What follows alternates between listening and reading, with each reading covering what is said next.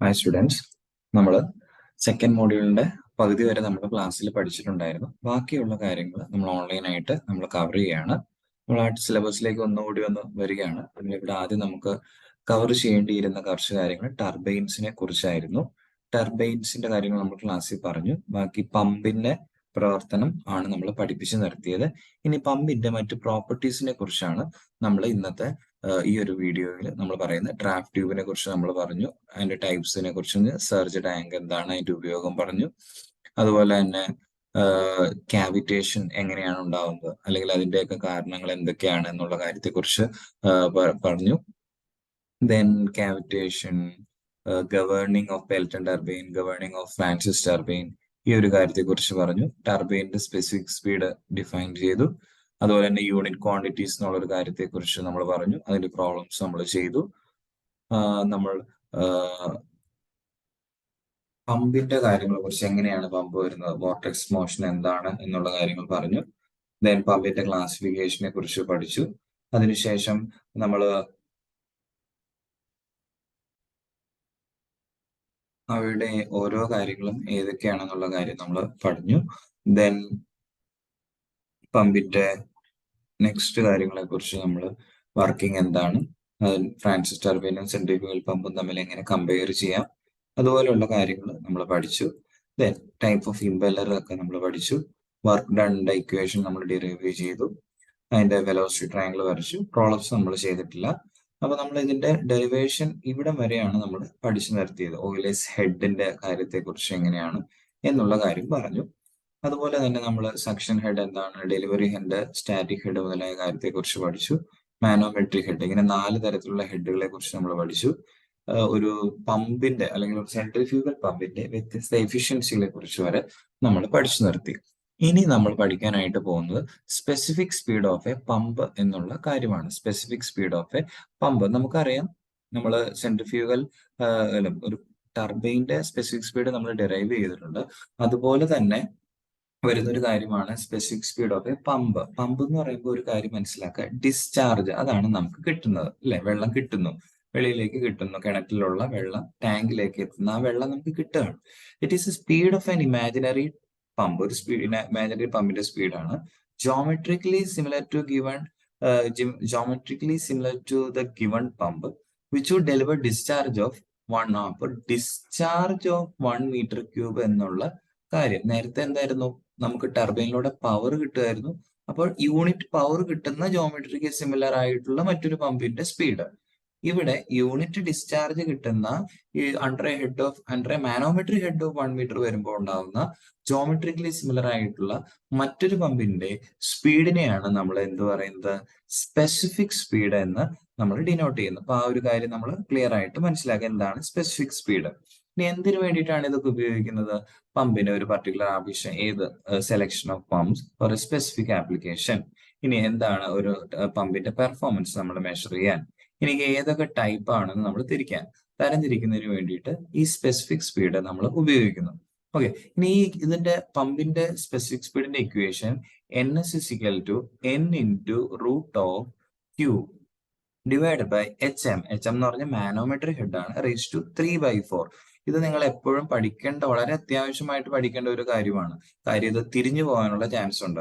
നമ്മുടെ ഒരു ടർബൈന്റെ സ്പെസിഫിക് സ്പീഡ് എന്താണ്? NS ഓഫ് ടർബൈൻ = അവിടെ N × √H divided by √P divided by H raise to 5/4 എന്നുള്ള കാര്യമാണ്. അപ്പൊ 5/4 വരുന്നത് ഏതിനകത്താണ്? ടർബൈൻ ആണെന്നുള്ള കാര്യവും ഇവിടെ 3/4 വരുന്നത് പമ്പിനാണ് എന്നുള്ള കാര്യവും മറക്കാതെ ഓർക്കുക. ഓക്കെ, ഇനി നമ്മളിപ്പോ ഈ ഒരു ഫോമുല ഒരു ഡെറിവേഷൻ ചോദിക്കുകയാണെങ്കിൽ നമുക്ക് എങ്ങനെ സ്റ്റാർട്ട് ചെയ്യാനായിട്ട് പറ്റും? അപ്പൊ അതാണ് നമ്മൾ അടുത്തത്, derivation of A specific speed എന്നുള്ള കാര്യം നമ്മൾ അടുത്തത് പഠിക്കാനായിട്ട് പോകുന്നു. വളരെ എളുപ്പമുള്ള ഒരു കാര്യമാണ്. കാരണം നമുക്ക് അറിയാവുന്ന സ്റ്റെപ്പുകളെല്ലാം വീണ്ടും, അതായത് നമ്മൾ ടർബൈനിന്റെ സ്പെസിഫിക് സ്പീഡ് എങ്ങനെയാണോ കണ്ടുപിടിച്ച് ഏതാണ്ട് അതുപോലെ തന്നെയാണ് ഇവിടെ കണ്ടുപിടിക്കുന്നത്. As we know speed ratio KU, ചില ടെസ്റ്റുകളിൽ KU എന്നായിരിക്കും, ചില സ്ഥലങ്ങളിൽ നമ്മൾ എന്താ ഉപയോഗിച്ചത്, നമ്മൾ ഉപയോഗിക്കുന്നത് 5 എന്ന ലെറ്റർ ആണ് ഉപയോഗിച്ചത്. എന്തായിക്കോട്ടെ, U = എന്താണ് 5 × √2GHM എന്ന് നമുക്ക് എഴുതാം. ഹെഡിന്റെ കാര്യത്തിൽ ഇവിടെ എല്ലാം HM എന്ന് ഡിനോട്ട് ചെയ്യാനായിട്ട് ഓർക്കുക. കാര്യം ഇവിടെ മാനോമെട്രിക് ഹെഡ് ആണ്.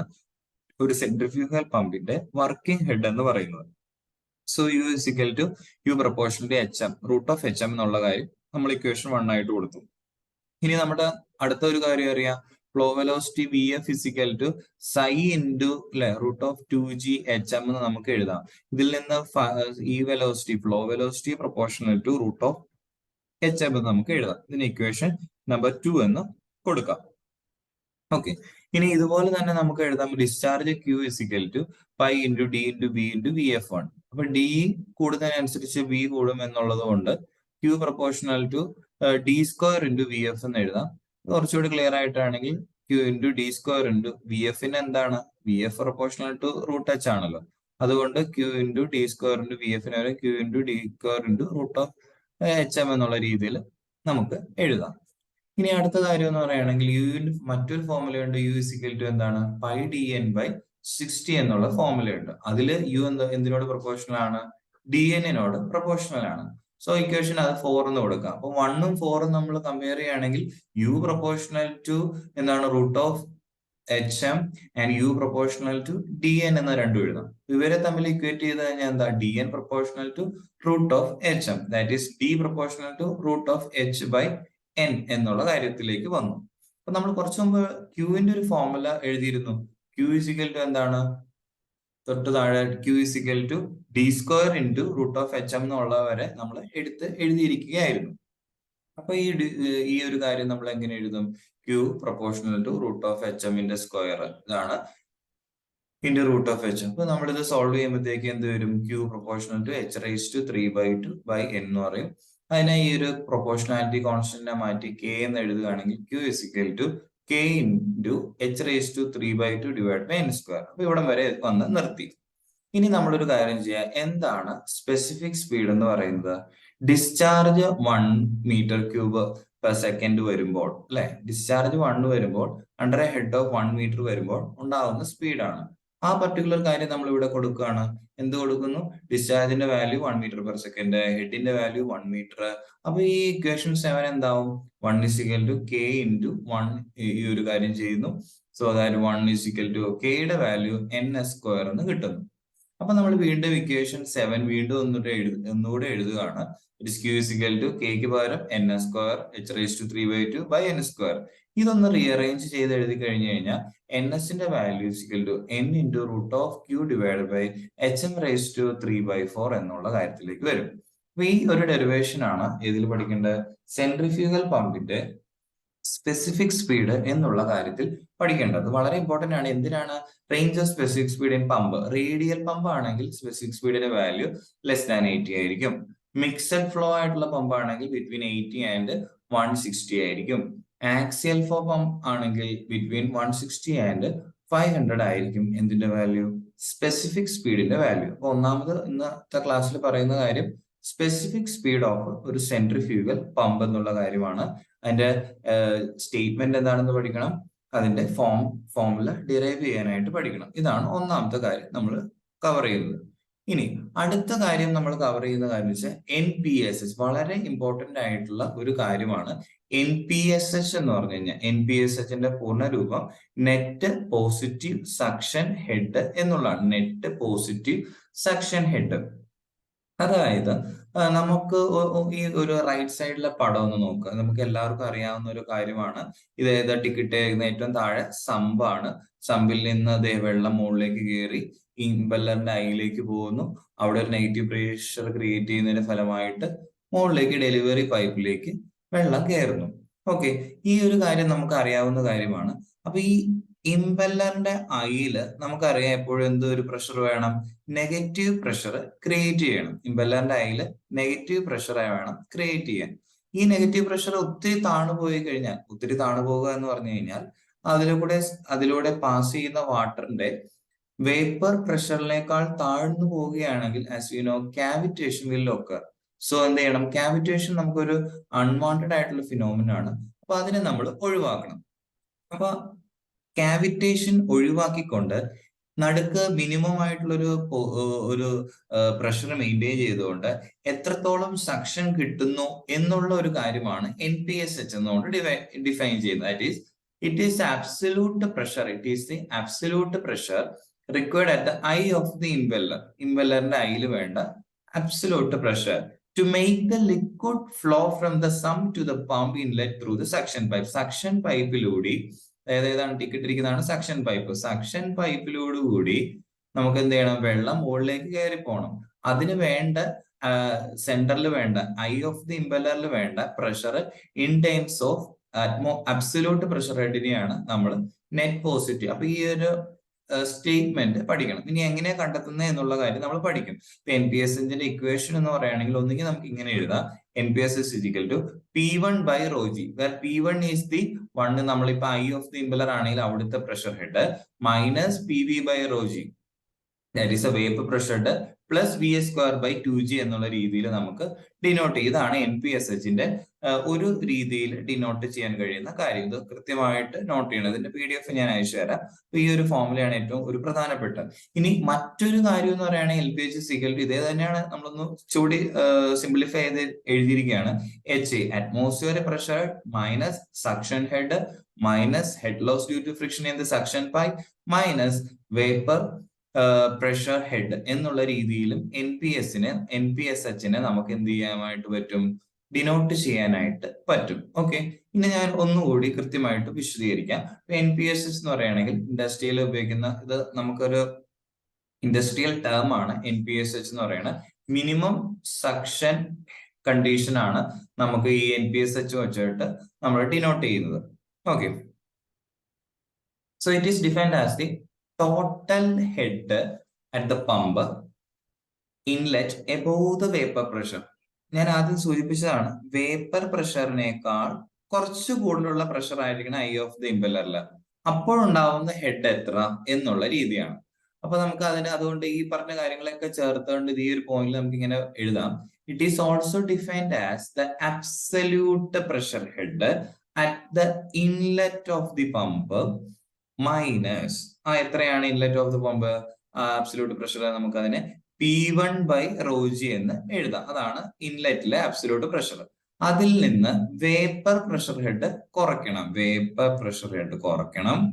അപ്പൊ വേപ്പർ പ്രഷർ ഹെഡിനേക്കാൾ എന്ത് ചെയ്യണം? കൂടുതലുള്ള പ്രഷർ ആയിരിക്കണം ഇംപെല്ലർ ആയിട്ട് വരേണ്ടത്, പ്ലസ് അതിന്റെ വെലോസിറ്റി ഹെഡ്. അപ്പൊ ഇതിനെയാണ് NPSH എന്നുകൊണ്ട് ഉദ്ദേശിക്കുന്നത്. അപ്പൊ നമുക്ക് ഇനി ഈ രണ്ട് ഫോമുലയാണ് ഞാൻ തൊട്ടുമുമ്പ് വീണ്ടും ആദ്യം പറഞ്ഞിരുന്നത്. ഈ ഒരു ഫോമുലയും ഈ ഒരു ഫോമുലയും ഇത് എങ്ങനെയാണ് ഡിറൈവ് ചെയ്യുന്നത് എന്നുള്ളത് നമുക്ക് നോക്കാം. അതിനു മുമ്പ് രണ്ട് ടേമും കൂടി ഉണ്ട്. എന്താണ് പരീക്ഷയ്ക്ക് ചോദിച്ച അല്ലെങ്കിൽ ചോദിക്കാൻ സാധ്യതയുള്ള ഒരു ചോദ്യമാണ് റിക്വയർഡ് NPSHഉം അവൈലബിൾ NPSHഉം. ഒന്നുകൂടി ശ്രദ്ധിക്കാം. ഒന്നാമത്തെ കാര്യം റിക്വയർഡ് NPSH, അതായത് ഒരു പമ്പ് വർക്ക് ചെയ്യണമെങ്കിൽ സർട്ടൻ ഓരോ വ്യത്യസ്തമായ പമ്പുകളാണുള്ളത്, വ്യത്യസ്തമായ ഹെഡുകളിലാണ് വർക്ക് ചെയ്യുന്നത്. പമ്പ് മാനുഫാക്ചർ പറയും, ഓക്കെ, ഇത്രയും ഹെഡ് ഉണ്ടെങ്കിലാണ് ഈ ഒരു പമ്പ് വർക്ക് ചെയ്യുന്നത്. The value of required NPSH given by pump manufacture തരുന്ന ഒരു കാര്യം. The value required NPSH varies with പമ്പിന്റെ ഡിസൈൻ, സ്പീഡ്, കപ്പാസിറ്റി, അതിനനുസരിച്ചൊക്കെ മാറി തിരിഞ്ഞൊക്കെ ഇരിക്കും. ഇനി the value of required NPSH experimentally ആണ് കാൽക്കുലേറ്റ് ചെയ്യുന്നത്. അത് കമ്പനി ഇറ്റ് സെൽഫ് ചെക്ക് ചെയ്ത് തരുന്ന ഒരു കാര്യമാണ്. അതിന്റെ ഒരു മാക്സിമം എഫിഷ്യൻസി, നോയ്സ് ഒന്നും ഇല്ലാതെ കിട്ടുന്ന ആ ഒരു കണ്ടീഷനിൽ ഉണ്ടാകുന്ന ഹെഡ് എത്രയാണ്. ഇനി രണ്ടാമത്തെ കാര്യമാണ് അവൈലബിൾ NPSH. അവൈലബിൾ NPSH എന്ന് പറയുകയാണെങ്കിൽ അത് സൈറ്റിൽ നിന്നാണ് നമുക്ക് കണ്ടുപിടിക്കുന്നത്. ഓരോരുത്തരുടെയും സൈറ്റ് വ്യത്യസ്തമായിരിക്കും. ആ പർട്ടിക്കുലർ സൈറ്റിലുള്ള അറ്റ്മോസ്ഫിയർ പ്രഷർ ഹെഡ്, അവിടുത്തെ സക്ഷൻ ഹെഡ് എത്രയാണ്, സക്ഷൻ ഹെഡിലുള്ള ഫ്രിക്ഷണൽ ലോസ് എത്രയാണ്, അവിടുത്തെ വേപ്പർ എന്ത് കാര്യമാണ് പമ്പ് ചെയ്യാൻ ഉദ്ദേശിക്കുന്നത്, അതിന്റെ വേപ്പർ ഹെഡ് എത്രയാണ്, ഇത്രയും കാര്യങ്ങൾ ചേർന്നതാണ് അവൈലബിൾ NPSH എന്നതുകൊണ്ട് ഉദ്ദേശിക്കുന്നത്. ഓക്കെ, അപ്പൊ ഇത് നമ്മളൊരു സക്സസ്ഫുൾ ആയിട്ട് ഒരു ഫ്രീ ആയിട്ട് ഒരു കാവിറ്റേഷൻ ഒന്നും ഇല്ലാതെ സെൻട്രിഫ്യൂഗൽ പമ്പ് ഓപ്പറേറ്റ് ചെയ്യണമെങ്കിൽ അവൈലബിൾ ആയിട്ടുള്ള NPSH, റിക്വയർഡ് ആയിട്ടുള്ള റിക്വയർഡ് എന്ന് പറഞ്ഞാൽ എവിടെ നിന്നാണ്? പമ്പ് മാനുഫാക്ചർ, നമ്മൾ മേടിക്കുന്ന സാധനം. അപ്പൊ ആ മേടിക്കുന്ന സംഭവത്തിനേക്കാൾ കൂടുതലായിരിക്കണം അവൈലബിൾ ആയിട്ടുള്ള പ്രഷർ ഹെഡ്. ഈ ഒരു കണ്ടീഷൻ മെയിൻറ്റെയിൻ ചെയ്താൽ മാത്രമാണ് കാവിറ്റേഷൻ ഇല്ലാതെ നമുക്ക് ഒരു പമ്പ് വർക്ക് ചെയ്യാനായിട്ട് പറ്റുള്ളൂ. അപ്പൊ ഇനി ഇതിന് ഞാൻ പറഞ്ഞ കാര്യം ഞാൻ ഡിറൈവ് ചെയ്ത് കാണിക്കാനായിട്ട് പോവാണ്. ഏറ്റവും എളുപ്പത്തിൽ നമുക്ക് ഈ രീതിയിൽ പറയാം. അതായത് ഇതൊരു പമ്പ്, ഈ പമ്പിന്റെ ഐ ഓഫ് ദി ഇമ്പലർ ഞാൻ 2 എന്ന് പറഞ്ഞ രീതിയിൽ സബ്സ്ക്രിപ്റ്റ് ഇട്ട് ഒരു സ്ഥലം ഇട്ടിരിക്കുകയാണ്. 1 എന്ന് പറയുകയാണെങ്കിൽ ഇത് water level. Okay, water level 1 ആണ്. അപ്പൊ 1ന്റെയും 2ന്റെയും അവിടെ ഞാൻ ബെർണോളിസ് ഇക്വേഷൻ അപ്ലൈ ചെയ്തു. P1 by rho G plus V1 square by 2G plus Z1 is equal to P2 രണ്ടാമത്തെ സ്റ്റേജിലുള്ള ഇതുപോലുള്ള കാര്യം. അപ്പൊ നമുക്കൊരു കാര്യം അറിയാം, ഒന്നാമത്തെ കണ്ടീഷൻ V1 എന്ന് പറയുന്ന സ്ഥലത്ത് സമ്പ് അവിടെ വെലോസിറ്റി എന്തില്ല, വെള്ളം സ്റ്റാഗ്നന്റ് ആയിട്ട് കിടക്കുകയാണ്. So V1 will be equal to 0. ഇനി ഞാൻ 1 എന്ന് പറഞ്ഞ ആ ഒരു പ്ലേസ് ആണ് ഡാറ്റമായിട്ട് ഫിക്സ് ചെയ്യുന്നത്. So Z1 equal to 0. Also P1 അവിടെ എന്താണ്, ഓപ്പൺ ടു അറ്റ്മോസ്ഫിയർ അല്ലേ, അപ്പൊ ഇത് P1 എന്ന് പറഞ്ഞു കഴിഞ്ഞാൽ PA ആയിരിക്കും. ഇനി Z2 എന്ന് പറഞ്ഞാൽ എന്താ, Z2 എന്ന് പറഞ്ഞാൽ 2 എന്ന് പറഞ്ഞ സ്ഥലത്തില് ഇവിടെ നിന്നുള്ള ഈ ഒരു ഹൈറ്റ് ചെരിഞ്ഞു പോയി. ഓക്കെ, ഈ ഒരു ഹൈറ്റ് ആണ് Z2 എന്ന് പറഞ്ഞു കഴിഞ്ഞാൽ. അപ്പൊ ആ ഹൈറ്റ് എന്ന് പറഞ്ഞാൽ എന്താണ്, സക്ഷൻ ഹെഡ് HS ആണ്. Z2 ഞാൻ HS എന്ന് കൊടുത്തു. അങ്ങനെയെങ്കിൽ ആദ്യം എഴുതിയ ബെർണോളിസ് ഇക്വേഷൻ എങ്ങനെ വരുന്നു, PA by rho G is equal to P2 by rho G plus V2 square by 2G plus HS Z2 പകരം HS പ്ലസ് ലോസസ് എന്ന് പറയുമ്പോൾ ഇവിടെ നമ്മൾ head loss due to friction എന്ത് സക്ഷൻ പൈപ്പ് ആണ് എടുക്കുന്നത്, HFS നമുക്ക് എഴുതും.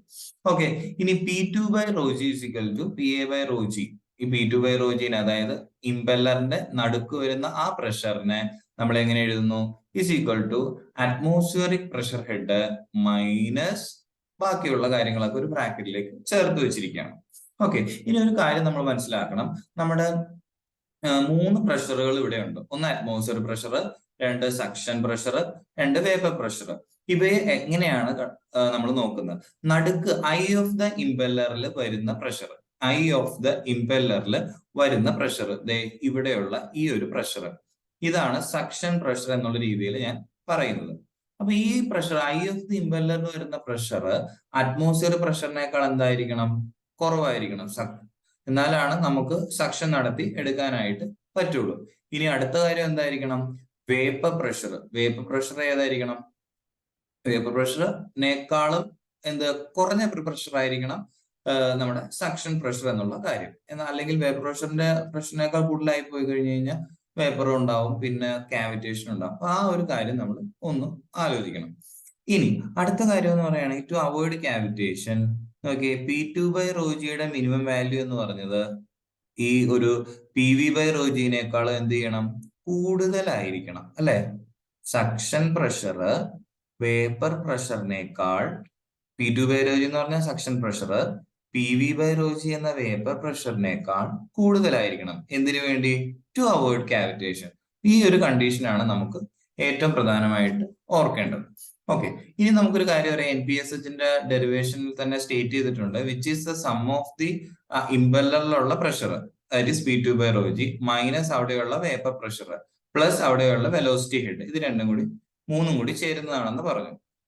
അങ്ങനെയെങ്കിൽ നമുക്ക് ഒന്നുകൂടെ ഈ P2 ബൈ റോ ജിക്ക് നമുക്ക് വേണ്ട ഇവിടെ ഒരു എക്സ്പ്രഷൻ ഒക്കെ നമ്മളിപ്പോ എഴുതി വെച്ചിട്ടുണ്ട് ബെർണോളിസ് ഇക്വേഷൻ ഉപയോഗിച്ച്. ഞാനിപ്പോ സ്ക്വയർ ചെയ്തൊരു കാര്യം, അങ്ങനെയാണെങ്കിൽ അതൊന്ന് എഴുതി നോക്കിയാലോ. P2 ബൈ റോ ജി എന്ന് പറഞ്ഞാൽ എന്താണ്, PA ബൈ റോ ജി, ഈ ബ്രാക്കറ്റ് ഓപ്പൺ ചെയ്തപ്പോ minus V2 square by 2G minus HS minus HFS, പിന്നെ ഈ ഫോർമുലയിൽ എന്താ ഉള്ളത്, PV by rho G plus V2 square by 2G. അപ്പൊ ഈ V2 square by 2G V2 square by 2G കട്ടായി പോയി. PA by rho G minus HS suction head minus HFS minus PV by rho G എന്ന് നമുക്ക് എഴുതാം. ഇനി P by rho ജിനെ നമുക്ക് എന്ത് ചെയ്യാം, atmospheric pressure head, that is എങ്ങനെ എഴുതാം, HA എന്ന് നമുക്ക് എഴുതാം.